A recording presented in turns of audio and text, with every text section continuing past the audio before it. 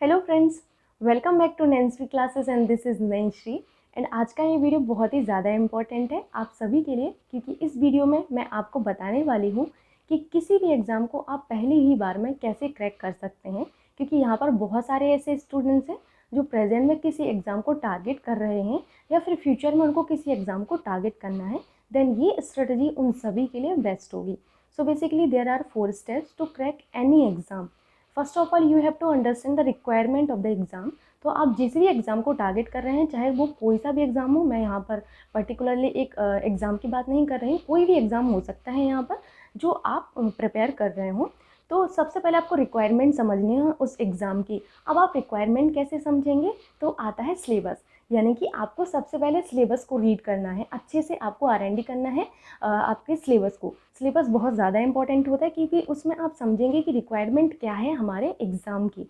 मैंने आपको एक बार एक एग्ज़ाम्पल दिया था कि जब कभी भी हम अपनी बॉडी की तरफ आते हैं तो हम रिक्वायरमेंट हमारी बॉडी को अगर 2 चपाती की है, देन हम 2 ही चपाती क्यों खाते हैं? क्यों ना हम 1 चपाती खा लें, क्यों ना हम अपनी रिक्वायरमेंट से ज़्यादा खा लें, 5 चपाती खा लें, 6 चपाती खा लें। ऐसा हम नहीं करते हैं। हम क्या देखते हैं कि हमारी बॉडी को कितनी जो है नीड है, हम उस नीड के हिसाब से ही अपनी बॉडी अपनी जो चपाती है उनको कंज्यूम करते हैं। तो यहाँ पर ये एग्जांपल बहुत ज़्यादा इस जो है पॉइंट में एकदम फिट होता है, ताकि आप समझ पाएँ कि रिक्वायरमेंट क्या है एग्ज़ाम की, जो कि बहुत ज़्यादा ज़रूरी होता है। दूसरा स्टेप होता है आपका previous year question papers. Previous year question papers are very helpful for any exam. तो आप लोग हमेशा याद रखिए करिए कि प्रीवियस ईयर क्वेश्चन पेपर सबसे ज़्यादा इंपॉर्टेंट होंगे। सिलेबस जितना इंपॉर्टेंट है उतना ही ज़्यादा इंपॉर्टेंट आपके प्रीवियस ईयर क्वेश्चन पेपर होते हैं। प्रीवियस ईयर क्वेश्चन पेपर इसलिए हेल्पफुल होते हैं क्योंकि उनसे आपको एक आइडिया लग जाता है कि आपका ऐसा कौन सा जो है टॉपिक है जिससे हमेशा क्वेश्चन आते हैं, या फिर ऐसा कौन सा टॉपिक है जिससे मतलब बहुत ज़्यादा क्वेश्चन आते हैं, या ऐसा कौन सा टॉपिक है जिससे कभी कभार एक आध क्वेश्चन आ जाता है, देन आप उसको स्किप भी कर सकते हैं। तो यहाँ पर आपको प्रीवियस ईयर क्वेश्चन पेपर से यही समझना है। एट द सेम टाइम आप ये भी समझ पाएंगे कि लेवल क्या है आपके एग्ज़ाम का। तो लेवल समझना बहुत ज़्यादा ज़रूरी होता है। अगर आप बहुत ज़्यादा पढ़ लेंगे तो उसका कोई मतलब नहीं बनता है। आपको रिक्वायरमेंट समझनी है, जो मैंने आपको फर्स्ट पॉइंट में मेंशन किया है कि आपको रिक्वायरमेंट समझने के एग्ज़ाम की रिक्वायरमेंट क्या है, उस हिसाब से आपको अपनी तैयारी करनी है। सो आपको जो है प्रीवियस ईयर क्वेश्चन पेपर से लेवल पता चल जाएगा कि किस लेवल का एग्ज़ाम पूछा जाता है, एकदम फैक्चुअल क्वेश्चन पूछा जाता है या फिर आपसे जो कॉन्सेप्चुअल क्वेश्चन है वो पूछा जाता है। सो ये सारी चीज़ें आपको वहाँ से पता लगेंगी। और मैंने ये चीज़ भी नोटिस की है कि कई बार ऐसा होता है कि अगर आप किसी भी एग्ज़ाम को टारगेट कर रहे हैं, इन केस मान के चलिए कि आपने इस बार टारगेट किया पैट एग्ज़ाम को, ठीक है। तो पिछली बार का जो पैट एग्ज़ाम है, पिछली बार के पैट एग्ज़ाम में जो क्वेश्चंस आए हुए थे, इस बार भी चांसेस होते हैं कि उनमें से 2 से 3 क्वेश्चन रिपीटेड होंगे। एकदम हूबहू क्वेश्चन कभी रिपीट नहीं होगा, हो सकता है कभी रिपीट हो जाए अगर अच्छी किस्मत होगी तो, लेकिन उससे मिलता जुलता क्वेश्चन भी कई बार आपका एग्ज़ाम में आ जाता है।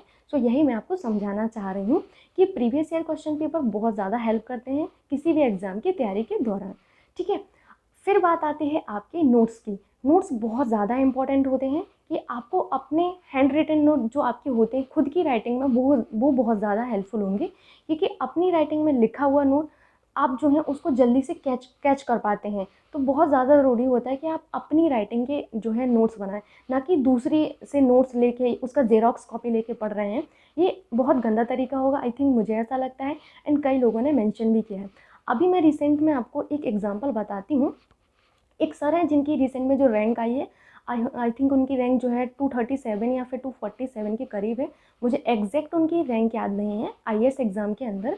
तो उन्होंने ये चीज़ बहुत अच्छे से मेंशन की है कि अगर सिलेक्शन हुआ है तो उसकी वजह सिर्फ क्या है, उसकी वजह है उनकी नोट्स। उन्होंने कोई भी कोचिंग नहीं ली है, ना ही उन्होंने किसी कोचिंग का मटेरियल परचेज़ किया है। उन्होंने जो भी किया है अपनी दम पर किया है। उन्होंने डेली अपने जो क्या कहते हैं, उनके अपनी जो चीज़ें हैं उनको एनहेंस किया है। कैसे? न्यूज़पेपर के थ्रू वो अपने नोट्स बनाते गए, एंड अपने कंटेंट को उन्होंने इस तरीके से रखा कि जो कंटेंट था वो उनको बहुत ज़्यादा जो है कहेंगे ना कि क्वालिटी वाला था, क्वांटिटी वाला उनका कंटेंट नहीं था। तो यही मैं आपको समझाना चाह रही हूँ कि नोट्स के बेसिस पर एक इंसान जो है आज एक आईएएस एग्ज़ाम को जो है क्रैक कर सकता है। तो आप सोचिए कि नोट्स की वैल्यू कितनी ज़्यादा है। तो यहाँ पर आप सोच सकते हैं कि उन सर की एक डिसेंट रैंक आई थी जो कि 237 के करीब थी, मुझे एग्जैक्ट तो याद नहीं है। तो आप उस चीज़ से अंदाज़ा लगा सकते हैं कि जिस इंसान ने कोई भी कोचिंग नहीं ली लेकिन फिर भी एक अच्छा स्कोर किया है, so it is just a example. इसको आप समझिए कि ये एग्जाम्पल है। तो नोट्स खुद खुद के जो हैं बहुत ज़्यादा ज़रूरी होते हैं। तो नोट्स को आपको हमेशा अपनी राइटिंग में ही रखना है जिससे आप समझ पाएँ। और नोट्स में हमेशा मेंशन करती हूँ कि आपके पास शॉर्ट नोट्स भी होना चाहिए जो कि रिवीजन के दौरान आते हैं, ताकि आपके पास जो है एकदम जो कहेंगे ना, जो आप नोट्स बनाएं उसका एक्सट्रैक्ट आपके पास रहे, ताकि आप बार बार उसको रिवीजन कर सकें। तो क्विक रिवीजन में आपके सबसे ज़्यादा हेल्प करेंगे वो आपके शॉर्ट नोट्स होंगे। ठीक है, last but not least is your practice. Practice बहुत ज़्यादा इंपॉर्टेंट होती है। मैंने कई सारे लोगों को देखा है कि वो पढ़ते ज़्यादा हैं बट उनकी जो उन्होंने प्रैक्टिस की है वो बहुत ही कम होती है या फिर बिल्कुल भी नहीं होती। वो प्रैक्टिस नहीं करते। प्रैक्टिस बहुत ज़्यादा ज़रूरी होता है। मैं आपको एक एग्जांपल देती हूँ। जब कभी भी हम कोई भी चीज़ बनाते हैं, कुक करते हैं, तो वहाँ पर हम लोग क्या देखते हैं कि जब हम कोई भी डिश बनाते हैं तो हम उसको टेस्ट करके देखते हैं।